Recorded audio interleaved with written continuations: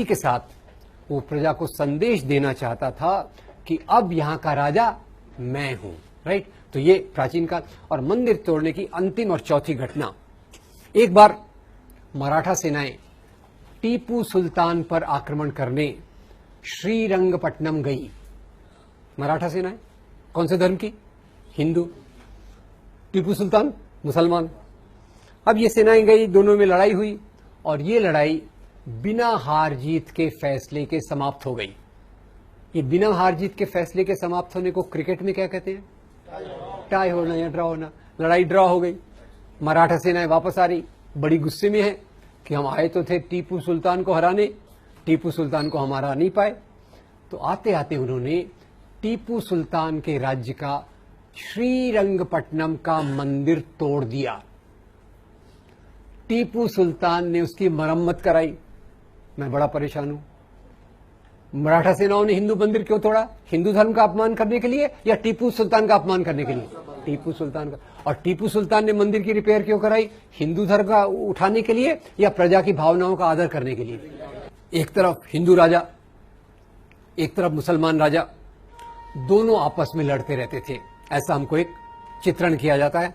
और इसीलिए अभी आजकल आपके शहर में, जिन लोगों का भी दिल्ली शहर है, अपनी राजधानी में एक और रोड का नाम बदलने की कोशिश हो रही है। कौन सा है वो? अकबर। बोले अकबर मुस्लिम और हमारे महाराणा प्रताप हिंदू, बहुत बहादुर। तो उस बहादुर अपने राजा का नाम वहां देना चाहिए। अकबर अपना नहीं है, वो तो विदेशी है। अब ये देशी विदेशी की परिभाषा क्या होती है क्या नहीं अपन देखेंगे। तो यहां अपन चलते हैं, एक तरफ अकबर है, एक तरफ राणा प्रताप। और अकबर और राणा प्रताप की लड़ाई हुई थी हल्दी घाटी के मैदान में। एक तरफ किसकी फौज है? अकबर की। एक तरफ राणा प्रताप की। आप देखेंगे, आप हैरान हो जाएंगे, अकबर की फौज में अकबर खुद नहीं है। अकबर के बदले कौन है? राजा मान सिंह। हेलो, अकबर के बदले कौन है? राजा मान सिंह। और राजा मान सिंह के असिस्टेंट जनरल जो हैं, वो बड़े प्यारे व्यक्ति हैं कि उनके नाम पे बहुत अच्छी 2 हिंदी फिल्में बनी हुई हैं, शहजादा सलीम, मुगले आजम और अनारकली। राजा मान सिंह कौन थे? अकबर के प्रधान सेनापति। सेनापति नहीं, हेलो, सेनापति नहीं, प्रधान सेनापति। और शहजादा सलीम उनके असिस्टेंट। ये अकबर की फौज हो गई। और राणा प्रताप की फौज में उनके जो सबसे बड़े विश्वस्त थे, उनका नाम था हकीम खान सूर। दोनों तरफ हिंदू, दोनों तरफ हिंदू, दोनों तरफ मुसलमान। तो ये हिंदू मुसलमान की लड़ाई है या 2 राजाओं की लड़ाई है? ये लड़ाई धर्म के लिए है कि सत्ता के लिए? तो जरा अपने प्रधानमंत्री जी को बता दीजिएगा, वो ऐसी उल्टी सीधी क्या फिलॉसफी चल रही, इतनी सरल चीजें हैं और ये लोग समझने से इनकार कर रहे हैं। और यही प्रधानमंत्री जी का नाम आया तो थोड़ा और बता दूं, बुरा मत मानिएगा, उनको बताना मत मेरे बारे में। खैर, अपने प्रधानमंत्री जी आए बंबई, हमारे चुनाव के लिए वोट लेने थे। तो आपको पता है हमारे महाराष्ट्र बंबई में एक राजा बहुत पॉपुलर है। हमारे एयरपोर्ट का नाम, रेलवे स्टेशन का नाम, हमारे बड़े पार्क का नाम शिवाजी। यहां तक कि हमारा वड़ा पाव जो है ना, उसको भी हमने नाम शिव वड़ा पाव कर दिया, तब से वो ज्यादा स्वादिष्ट हो गया। आगे अगर आपको खिलाऊंगा कभी। क्या ये, खैर उनको वोट लेने थे तो बोले शिवाजी महाराज इतने महान थे कि उन्होंने औरंगजेब का खजाना लूटने के लिए सूरत पर आक्रमण किया। मैं हैरान हो गया। मैं फिर से हिस्ट्री बुक मैंने देखा, औरंगजेब का खजाना दिल्ली में था कि सूरत में था? दिल्ली में था। अब शिवाजी महाराज जो हमारे थे, उनकी फौज एक बार सूरत पे आक्रमण करने जा रही थी। तो आपको मैंने बताया क्यों, इसकी बात क्यों कर रहा हूं, क्योंकि प्रधानमंत्री जी उसको उल्टा बता रहे। तो जब ये फौज सूरत पे आक्रमण करने जा रही थी तो शिवाजी महाराज ने अपनी फौज को 3 इंस्ट्रक्शंस, निर्देश दिए। ये इंस्ट्रक्शंस क्या थे? पहला इंस्ट्रक्शन था, देखो भाई आप जा रहे हो, रास्ते में हजरत बाबा की दरगाह है। हजरत बाबा की दरगाह को कोई नुकसान नहीं पहुंचना चाहिए। उसके उलट मेरी ओर से हजरत बाबा को ये भेंट, गिफ्ट दे देना। नंबर 2, इसी सूरत में फादर एम्ब्रोस पिंटो का एक आश्रम है। फादर एम्ब्रोस पिंटो के आश्रम को कोई नुकसान नहीं होना चाहिए। नंबर 3, जब आप लूटमार कर रहे हो, अगर आपके हाथ पे किसी दूसरे धर्म के मानने वाले की पवित्र पुस्तक, अपन ने पवित्र पुस्तकें देखी, अगर दूसरे धर्म के मानने वाले की पवित्र पुस्तक आ गई तो उसका अपमान मत करो, पूरे आदर के साथ उसको उस धर्म के मानने वाले को दे दीजिए। तो ये हमारे शिवाजी महाराज, और यही शिवाजी महाराज जिनको आज हिंदू धर्म के नाम पे उछाला जाता है। आपको बता दूं, शिवाजी महाराज की फौज में 12 सेनापति थे जो मुसलमान थे। और तो और एक बार वो शिवाजी महाराज की एक कहानी से पूरा क्लियर हो जाएगा कि उनकी क्या राय थी और ये हिंदू मुसलमान का क्या चक्कर है। एक बार शिवाजी घोड़े पे बैठ के जा रहे थे, उनके जासूस ने देखा कि उनकी कमर में तलवार नहीं है। तो जासूस, उनका जो बॉडीगार्ड था, बड़ा डिस्टर्ब हो गया। उसने कहा, महाराज आप कहां जा रहे? तो शिवाजी ने कहा, मैं अफजल खान को मिलने जा रहा हूं। बोले, अच्छा आप अफजल खान को मिलने जा रहे हैं, तो ये बताइए आपकी तलवार कहां है? शिवाजी कहते हैं, भाई देखो, अफजल खान और मेरे बीच में एक समझौता हुआ है, अंडरस्टैंडिंग है कि जब हम मिलेंगे हमारे पास कोई हथियार नहीं होगा। तो जासूस और डिस्टर्ब हो गया। उसने बोला, महाराज जरा नीचे उतरिए। शिवाजी नीचे उतरे तो जासूस बड़े अजीब सवाल पूछता है उनसे, अजीब पर उसका एक मतलब रहता है। तो जासूस बोलता है, महाराज ये बताइए आपकी हाइट कितनी है? शिवाजी हैरान हो गए, ये कोई मेरा रिक्रूटमेंट कर रहा है क्या, मेरे को कोई नौकरी पे ले रहा है क्या? फिर भी खैर बॉडीगार्ड था तो उसको जवाब देना पड़ा। बोले, मेरी हाइट होगी कुछ 5 फुट 6 इंच। बोले, आपकी हाइट 5 फुट 6 इंच है। अफजल खान की हाइट क्या है? अरे अफजल खान तो बोले पठान है, 6 फुट से भी लंबा है। फिर बोले, आपका बॉडी साइज क्या है? आजकल तो बॉडी साइज बताना बड़ा इजी है ना, शर्ट की साइज से small, medium, large, extra large. अब शिवाजी उस समय तो और रेडीमेड शर्ट्स होते नहीं थे, तो शिवाजी ने कहा होगा मेरा साइज मीडियम टू लार्ज है। बोले, अफजल खान का साइज क्या है? बोले, अफजल खान का साइज तो एक्स्ट्रा एक्स्ट्रा एक्स्ट्रा लार्ज होगा। तो बोले, महाराज जब आपको वो मिलेगा बिना हथियार के तो आपका वो गला दबा के आपका मर्डर कर सकता है कि नहीं? शिवाजी ने कहा, ये बात तो सही है। तो बोले, महाराज भोले मत बनो, ये गुप्त हथियार पहचाना आप? वाघ नख, आयरन क्लॉज, ये गुप्त हथियार साथ में लेके जाइए। शिवाजी महाराज ने अंगूठियों के नीचे वाघ नख को छुपा लिया। और ये जासूस का नाम जरा मैं पूछना चाहता हूं आपसे। ये शिवाजी महाराज, उनके जासूस का नाम था रुस्तमे जमान। शिवाजी महाराज के 18 बॉडीगार्ड थे, उसमें से 12 बॉडीगार्ड मुसलमान थे। शिवाजी महाराज घोड़े पे बैठे जा रहे थे। जब जा रहे थे, गए अफजल खान के तंबू के पास पहुंचे। जैसे तंबू के पास पहुंचे, अफजल खान ने उनको देखा, जोर से जंप लगा के बाहर आया और जोर से चिल्लाया, शिवा शिवा, और आके सीधा उनके गले पे हाथ रख दिया। शिवाजी महाराज तैयार, वाघ नख निकाला, अफजल खान के पेट में डाल दिया। जैसे वाघ नख अंदर गया, अफजल खान गिर गया, मरने पे आ गया। और अफजल खान की तरफ से उनके सचिव, सेक्रेटरी आए, उन्होंने तलवार निकाली और शिवाजी को मारने की कोशिश की। और वो सेक्रेटरी का नाम भी बड़ा इंटरेस्टिंग है। सेक्रेटरी का नाम है कृष्णाजी भास्कर कुलकर्णी। कृष्णाजी भास्कर कुलकर्णी किसके साथ है? अफजल खान के साथ है। रुस्तम जमान किसके साथ है? शिवाजी के साथ है। तो ये हिंदू मुसलमान का राजा है कि सवाल है कि दो राजाओं का सवाल है। एक सवाल आपको पूछता हूं, अकबर के महल के अंदर एक मंदिर है, राइट रॉन्ग? किसका मंदिर है वो? और जब कृष्ण जन्माष्टमी मनाई जाती है, अकबर उसको बायकॉट करते हैं या उसमें हिस्सा लेते हैं? हिस्सा लेते हैं।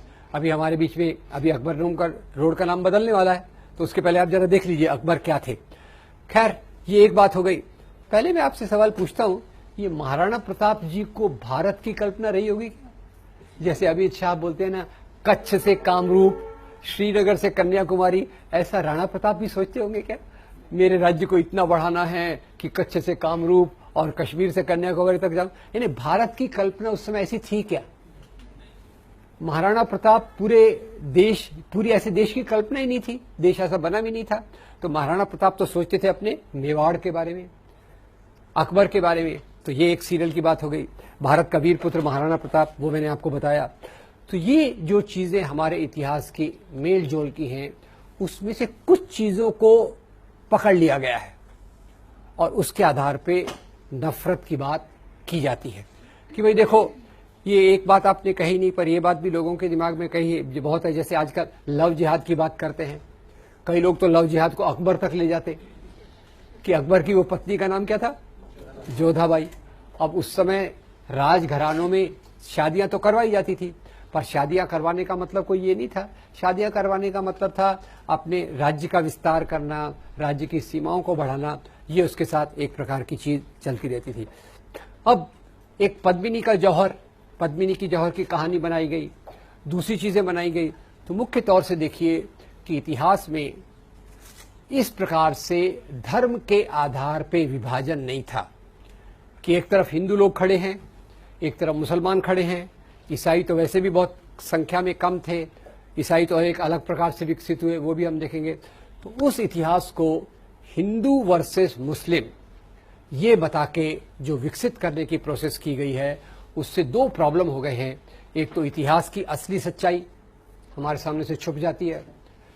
इतिहास में जो जमींदारी सिस्टम था, जो किसानों की गरीबी थी, जो आदिवासियों की गरीबी थी, जो महिलाओं की तकलीफें थी, ये चीजें इतिहास में छुप जाती हैं। वास्तव में देखा जाए तो इतिहास को एक अलग तौर से देखने की जरूरत है, जहां मानव समाज विकास में एक दूसरे के साथ चलता रहता है। तो ऐसी कुछ चीजों को पकड़ लिया गया। Rana Pratap very great, Aurangzeb very bad. अब खैर राजा राजा होते हैं, औरंगजेब जैसा भी होता है, अकबर जैसा भी होता है। अकबर अलग प्रकार से राज्य करता था। अकबर तो यहां तक था कि अकबर ने सभी धर्मों के लोगों को बुला के कॉन्फ्रेंस की। आज हम इंटरफेथ डायलॉग की बात करते हैं। इंटरफेथ डायलॉग का एक वर्णन अकबर के जीवन से मिलता है। जिसको लगता है धर्म अलग है, पर एक इंसानियत को उसमें से खोजने की जरूरत है। और अभी मैं एक लेख पढ़ रहा था, फ्रंटलाइन में अभी आया है कि मुगल दरबार में संस्कृत का उपयोग, अब संस्कृत जिसको यहाँ की एक बहुत देव भाषा माना जाता है, वो संस्कृत का कितना उपयोग किया गया था, तो आप जान के हैरान होंगे कि यहाँ संस्कृत की जो हमारे संस्कृत में वेद उपनिषद, उनका सबसे पहला अनुवाद जिसने करवाया उसका नाम था दारा शिकोह। दारा शिकोह ने कुछ हिंदू धर्म ग्रंथों को लिया, उसका संस्कृत से पर्शियन में ट्रांसलेशन करवाया, और ये चीजें बड़ी आदर के साथ इस समाज में देखी जाती थी।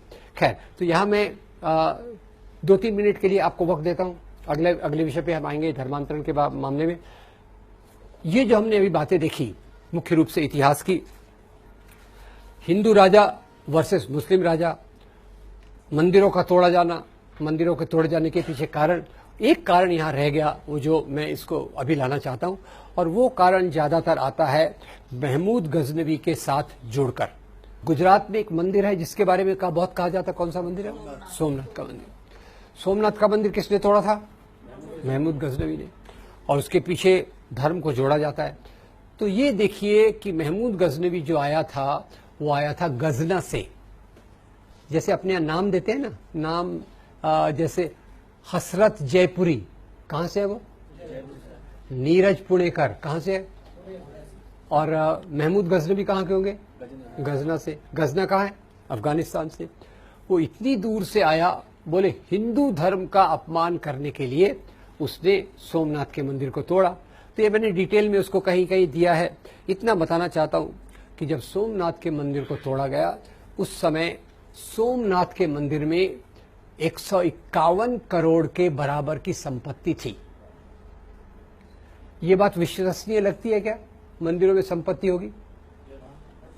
होती थी कि होती है भी? सही होती है। चलिए बताइए, कुछ धनी मंदिरों के नाम बताइए जिससे अपना मूड अच्छा हो जाए। तिरुपति बालाजी, पद्मनाभ, हमारे ये दोस्त का जरा सुन लीजिए। हेलो, जरा हमारे दोस्त से सुन लीजिए। सबसे धनी मंदिर इनको पता है कौन सा है? भगवान पद्मनाभ स्वामी के 7 चैम्बर हैं। 6 चैम्बर को खोला गया तो उसमें कितनी संपत्ति निकली? 1 लाख करोड़। हजारों करोड़ की संपत्ति मंदिर में थी।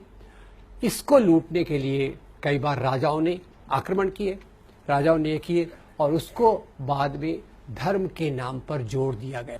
सामंती समाज, ये आप समझते हैं सामंती समाज क्या होता है? आजकल कौन सा समाज है? आजकल औद्योगिक इंडस्ट्रियल सोसाइटी है। पहले कौन सा समाज था? सामंती समाज, जमींदारी समाज। तो जमींदारी समाज में पितृसत्तात्मक व्यवस्था, पुरुष प्रधान व्यवस्था ज्यादा थी। तो उसमें लोग शक्तिशाली पुरुष एक से ज्यादा शादियां करते थे। आपने सही कहा। और ये केवल मुसलमानों में नहीं था, हिंदुओं में था। हिंदू जमींदार, हिंदू राजा, हमारे देवी देवताओं का तो बात ही क्वेश्चन ही नहीं करना चाहिए, उनका तो अलग ही था मामला। तो ये पुराने मामले हैं। पर आज के समय में भी ये बहुपत्नीत्व आज के समय में एक सूटेबल चीज नहीं है। वो एक अलग डिबेट है, उसको मैं यहाँ विस्तार में नहीं लूंगा, क्योंकि जैसे समाज बदलता है वैसे हमारी व्यवस्था भी बदलती है। तो पॉलीगैमी यानी एक से ज्यादा शादियां करना, ये एक सामंती समाज का तरीका था। एक औद्योगिक समाज, लोकतांत्रिक समाज, जहां स्त्री और पुरुष की हम बराबरी की बात करते हैं, बराबरी लाने की कोशिश करते हैं, वहां एक से ज्यादा शादियां करने का सवाल पैदा ही नहीं होना चाहिए। इसलिए उस पर मैं ज्यादा नहीं जाना चाहता। बताइए, धर्म के कौन से दो मुख्य भाग हैं? आइडेंटिटी और मोरालिटी। ज्यादा जरूरी आपको क्या लगता है? मोरालिटी। सांप्रदायिक राजनीति किसके नाम पे होती है? आइडेंटिटी के नाम पे, नंबर 1। नंबर 2, धर्मस्थल क्यों तोड़े गए? धर्म के लिए या सत्ता संपत्ति के लिए? राजाओं में झगड़े क्यों होते थे? धर्म के लिए, सत्ता संपत्ति के लिए? ये कितनी बेसिक बात है, पर इसके ऊपर हमारा कंफ्यूजन कितना होता है, इसको आप देखिए। और जैसे मैंने शिवाजी के बारे में बात की, अकबर के बारे में बात की, ये एक उदाहरण है। टीपू सुल्तान के बारे में भी अगर आप देखेंगे तो टीपू सुल्तान दक्षिण का एक बड़ा राजा था। वास्तव में by the way, Tipu Sultan Bharat का एक ही राजा है जो अंग्रेजों के खिलाफ लड़ाई करते हुए मारा गया, और कोई राजा नहीं मारा गया। क्रांति तो खैर 1857 की देखी, पर उसने अंग्रेजों के खिलाफ लड़ाई की, हिम्मत से की। नंबर 2, टीपू सुल्तान का जो सचिव था, वजीर आलम, और जो उसका कमांडर इन चीफ, दोनों हिंदू थे। तो इसमें हिंदू मुसलमान का मामला कि हिंदू अच्छे मुसलमान खराब, मुसलमान खराब मुसलमान अच्छे हिंदू खराब, ये जो देखने का तरीका है, इससे हमारे दिमाग में एक जहर फैल जाता है। तीसरी बात मैं एक पूछना चाहता हूं, मान लो, अब ये हाइपोथेटिकल ये बस सच नहीं है, मान लो औरंगजेब ने हिंदुओं पे कोई अत्याचार किए, तो उसका बदला आज के मुसलमानों से लेना चाहिए क्या? इतिहास की बातों का बदला आज ले सकते हैं क्या? चलिए यहां पे एक मजेदार आपको एक बात बता देता हूं। मैं क्योंकि लोगों से पूछता रहता हूं, एक मीटिंग में मैं गया तो मैंने कहा, भाई देखो बताओ, इतिहास की बातों का बदला आज ले सकते क्या? यही औरंगजेब और मुसलमानों की बात चल रही थी। तो एक दोस्त खड़े हो गए, छाती को 3 इंच बाहर फुलाया, बोले इतिहास की बातों को बदला ले सकते क्या? हम लेंगे। मैं एकदम डर गया। मैंने कहा यार इसका क्या जवाब हो सकता है? तो अचानक मेरे दिमाग में एक बात आई। मैंने कहा यार देखो, मैं एक जगह गया था, मैंने दोस्त को बोला, मैंने कहा आपको पता होगा पहले पति के मरने के बाद स्त्रियों को जलाया जाता था, क्या कहा जाता था? सती। मैंने कहा मैंने सुना है कुछ औरतें साथ में आ रही हैं और वो बोल रही है हम इतिहास की बात का बदला लेंगे। क्या करेंगे हम क्या करेंगे? हम सता प्रथा चालू करेंगे। वो दोस्त की छाती 3 इंच बाहर थी ना, 4 इंच अंदर चली गई। मैंने कहा थैंक यू वेरी मच।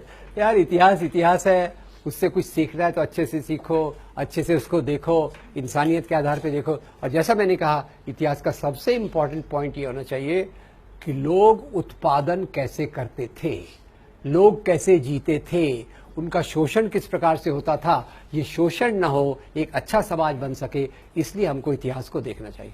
तो मध्ययुगीन काल को एक अंधकार का युग करके अंग्रेजों ने भी प्रस्तुत किया, हिंदू राष्ट्रवादी भी वैसा कर रहे हैं। So this period was also a period of interaction of Hindus and Muslims, Hinduism and Islam, and different type of cultures flourished in this period.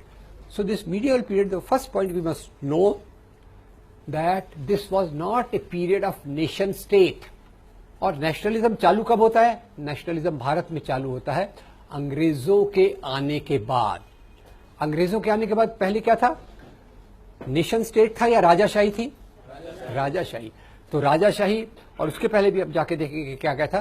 So this whole debate which is going on today is a totally on the false ground. Nation state is a modern phenomenon. ये आधुनिक concept है।